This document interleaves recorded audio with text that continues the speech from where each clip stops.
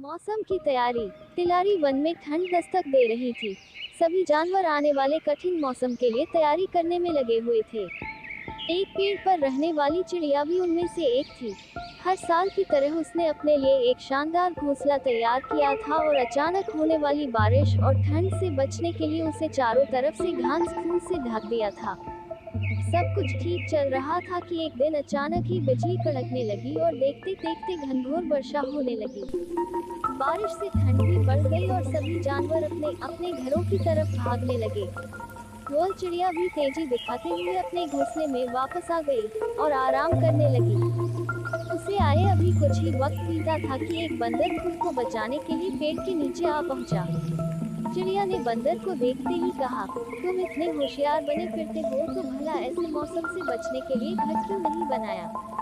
ये सुनकर बंदर को गुस्सा आया, लेकिन वह चुप ही रहा और पेड़ की आड़ में खुद को बचाने का प्रयास करने लगा। थोड़ी देर शांत रहने के बाद चिड़िया फिर बोली, पूरी गर्मी इधर उधर आलस में बिता दी। अच्छा होता अपने लिए एक घर बना लेते। ये सुन बंदर ने गुस्से में कहा, तुम अपने से मतलब रखो, मेरी चिंता छोड़ दो। थोड़ी ही देर में हवाएं भी तेज चलने लगी और अब बारिश रुकने का नाम नहीं ले रही थी। बेचारा बंदर ठंड से कांप रहा था और खुद को ढकने की भरसक कोशिश कर रहा था। पर चिड़िया ने तो मानो उसे छेड़ने की कसम खा रखी थी। वह फिर बोली, काश कि तुमने थोड़ी अक्ल दिखाई होती तो आज ये हालत नहीं होती।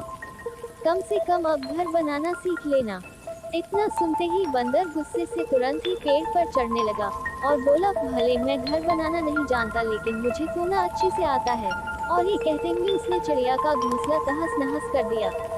अब चिड़िया भी बंदर की तरह बेघर हो चुकी थी और ठंड से कांप रही थी। सीख, हमेशा अपने काम से काम रखो। यदि आप मदद नहीं कर सकते